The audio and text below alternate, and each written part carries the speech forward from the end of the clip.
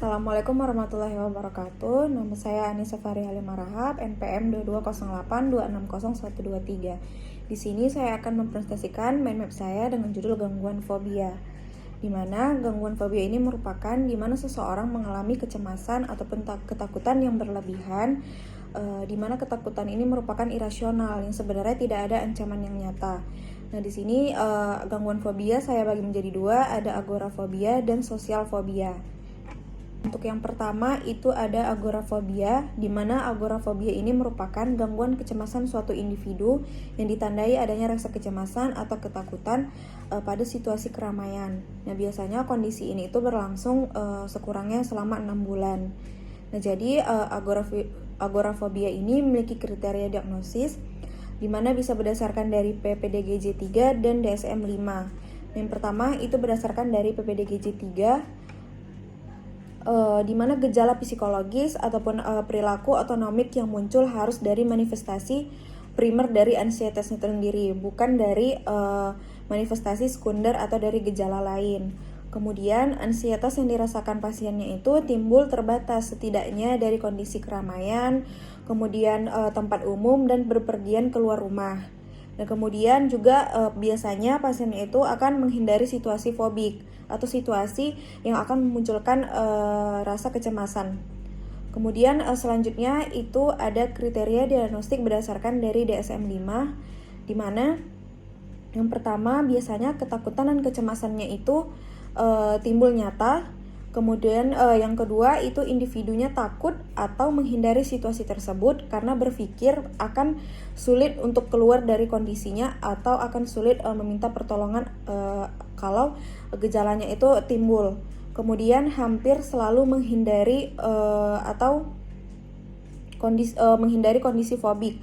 Kemudian dan biasanya pada situasi tersebut selalu menimbulkan kecemasan ataupun ketakutan. Kemudian rasa takut ataupun kecemasan biasanya tidak sebanding dengan ancaman nyata dan durasinya itu minimal terjadi selama 6 bulan. Nah, gangguannya itu signifikan akan dalam mengganggu fungsi sosial ataupun pekerjaan seseorang dan tidak dapat dijelaskan lebih baik oleh gangguan mental lainnya. Untuk selanjutnya yang kedua itu ada sosial fobia. Nah, di mana sosial fobia ini adalah gangguan kecemasan dengan ketakutan yang berlebihan terhadap situasi sosial, di mana suatu individu itu merasa akan dia mati, dinilai, ataupun dipermalukan oleh orang lain. Nah, untuk kriteria diagnostik dari fobia sosial ini itu untuk berdasarkan dari PPDGJ 3, yang pertama, di mana gejala psikologis, perilaku, dan otonomik yang muncul harus manifestasi primer dari ansietasnya, bukan sekunder dari gejala lain. Kemudian ansietasnya itu harus mendominasi ataupun terbatas pada situasi sosial tertentu. Kemudian biasanya individu itu akan menghindari situasi fobik tersebut.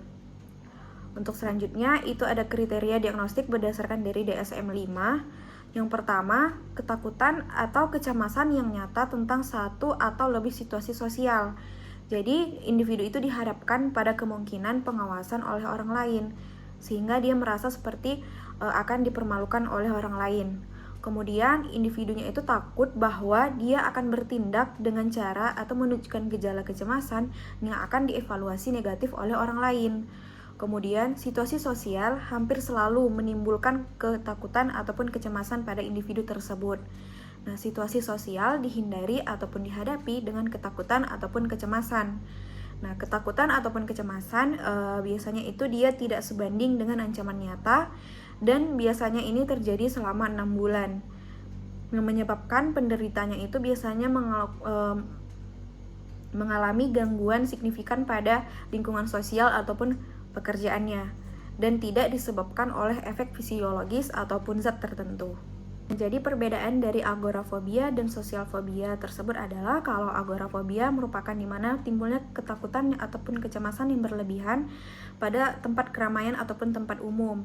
Sedangkan sosial fobia itu adanya muncul ketakutan ataupun kecemasan yang berlebihan pada situasi yang terbatas atau pada situasi tertentu di mana seseorang individu itu tersebut merasa akan dilihat, dinilai ataupun dipermalukan oleh orang lain apabila berhadapan dengan banyak orang.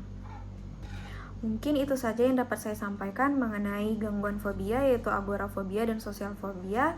Assalamualaikum warahmatullahi wabarakatuh.